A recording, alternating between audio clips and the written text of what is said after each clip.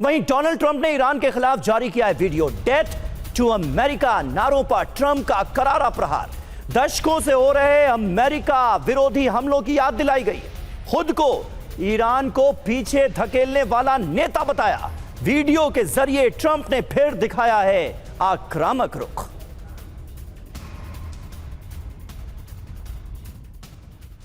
तो ईरान के death to America का जवाब। ट्रंप ने वीडियो जारी कर ईरान के डेथ टू अमेरिका नारों पर प्रहार किया। दशकों से अमेरिकियों पर किए जा रहे हैं ईरानी हमले और उनकी याद दिलाते नजर आ रहे हैं डोनाल्ड ट्रंप। वीडियो में ट्रंप ने खुद को ईरान को पीछे धकेलने वाला इकलौता नेता करार दिया है। डोनाल्ड ट्रंप ने कहा है कि उनके कड़े फैसलों ने ही ईरान की हेकड़ी को तोड़ा है। वीडियो के जरिए जनता के बीच छवि मजबूत करने की ट्रंप कोशिश करते नजर आ रहे हैं। अहम खबर है, ईरान अमेरिका समझौता, अमेरिका की हार का घोषणा पत्र। जी हां, ईरानी वार्ता दल के प्रमुख कालिबाफ का सनसनीखेज दावा सामने आया है। इस्लामाबाद समझौता ईरानी जनता के प्रतिरोध की जीत है, यह उन्होंने कहा है। समझौता किसी दबाव या मजबूरी का नतीजा नहीं है। गालिबाफ ने किया पश्चिमी ताकतों पर पूर्ण जीत का दावा।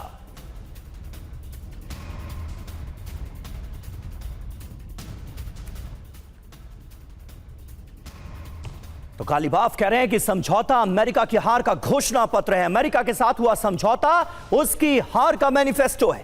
ईरानी वार्ता दल के प्रमुख गालिबाफ का सनसनीखेज दावा सामने आया है। अजरबैजान में गालिबाफ ने समझौते को ईरान की जीत कहा। समझौता किसी दबाव या मजबूरी का नतीजा नहीं है, यह कह रहे हैं गालिबाफ। गालिबाफ का दावा, ईरान ने अपनी ताकत के दम पर यह समझौता किया है। इस्लामाबाद समझौते के बाद ईरानी सरकारी टीवी पर उनका यह बयान टेलीकास्ट किया गया है, प्रसारित हुआ है।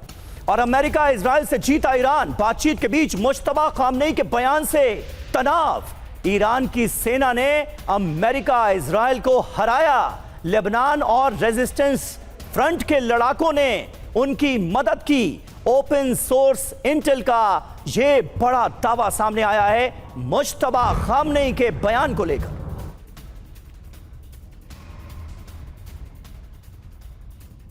और हमारे साथ मेरी सहयोगी सुमेरा खान भी मौजूद हैं।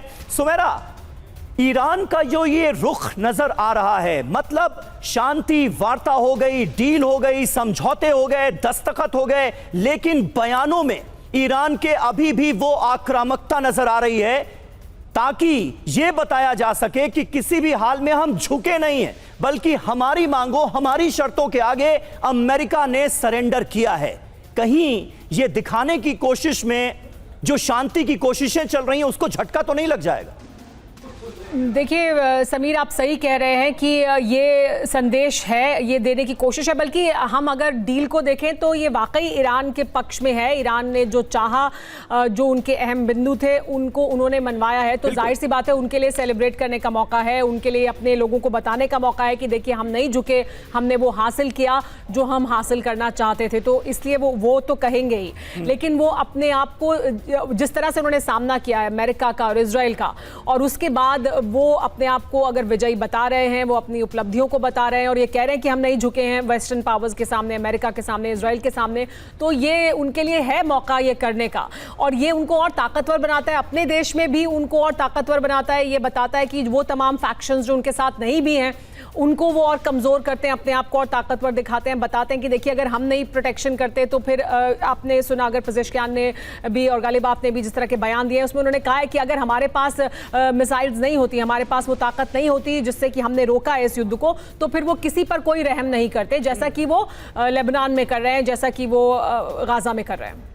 बिल्कुल, ये बात भी कहीं ना कहीं सही है कि ईरान की अगर ये ताकत ना होती, अगर उसकी ये मिसाइलें ना होती, तो शायद आज अमेरिका और इजराइल का जो रुख नजर आ रहा है ईरान को लेकर वो नजर नहीं आता। इससे कहीं कोई इनकार नहीं कर सकता है। और समंदर से मिसाइल दागने पर ईरान ने वार्निंग दे दी है। ईरान ने जारी किया है सीक्रेट जफर 66 का वीडियो। समुद्र से बैलिस्टिक मिसाइल लॉन्च करने का दावा किया गया है। 30 साल पहले ही सफल टेस्ट कर चुका है ईरान। फुटेज जारी कर दुश्मनों को दिखाई है ईरान ने अपनी सैन्य ताकत। ये देखिए आप तस्वीरें। और ईरान ने किया था कादिर मिसाइल का सफल परीक्षण। पहली बार सॉलिड फ्यूल तकनीक से भरी उड़ान। मिसाइल में 1.8 मीटर चौड़े मोटर्स का इस्तेमाल किया गया।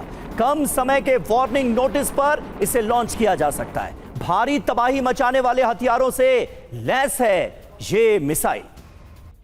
और मिसाइल क्षमता पर कभी नहीं होगी कोई बातचीत। मिसाइल ना होती तो ईरान गाजा बन जाता। ईरानी राष्ट्रपति का अमेरिका और इजराइल पर बहुत बड़ा प्रहार। इजराइल अमेरिका बच्चों पर भी रहम नहीं खाते। पश्चिमी देशों का मानवाधिकार का दावा पूरी तरह से झूठा है, ये कह रहे हैं ईरान के राष्ट्रपति मसूद पजेश्कियान।